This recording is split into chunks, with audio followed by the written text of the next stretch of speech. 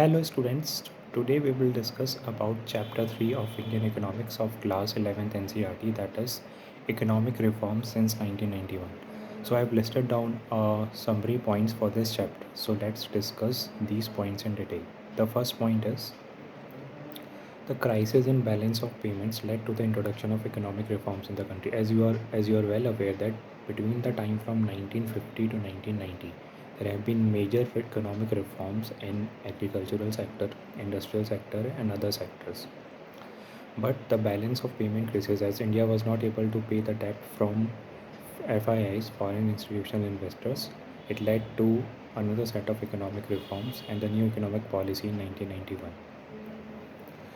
So there was an economic crisis with respect to external debt. Government was not able to pay the borrowings from abroad. You will also notice that in 1980s the government expenditure was far more than the revenue. It was greater than the revenue by a large margin, that meeting expenditure through borrowings became unsustainable. So this point is to be noticed in this chapter. Now, how India overcame this crisis? India approached IBRD, that is Indian Bank for Reconstruction and Development, that is World Bank, and the IMF, International Monetary Fund, and agreed to their conditions for opening up of economy, and thereby announcing the new economic policy that broadly means liberalization, privatization, and globalization. So first, we will study about liberalization. So what does liberalization mean and what the liberalization policy has done for Indian economy? It has opened up restrictions in an economy. So first, we will discuss about industrial sector. Industrial sector was deregularized. I mean, industrial licensing was abolished. I mean, economy was opened up with respect to industrial sector. Then there were financial sector reforms. RBI, which was acting earlier as a moderator, now is acting as a facilitator. There were tax reforms. There were different reforms in paying direct and indirect taxes. Foreign exchange reforms.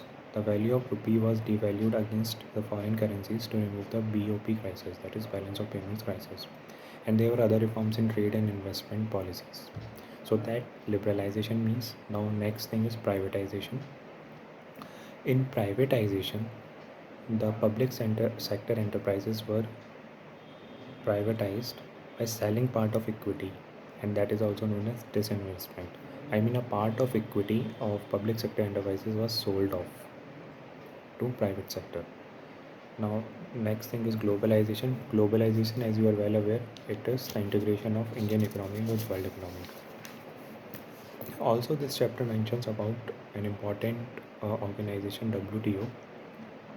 WTO, it was founded in 1995, and it is a successor organization to General Agreement on Tariffs and Trade. It can be a question in your prelims that WTO was founded by World Bank or IMF. It is incorrect, but it is a successor organization to General Agreement on Tariffs and Trade, which facilitates international trade through removal of tariff and non-tariff barriers and provides greater market access to all member countries.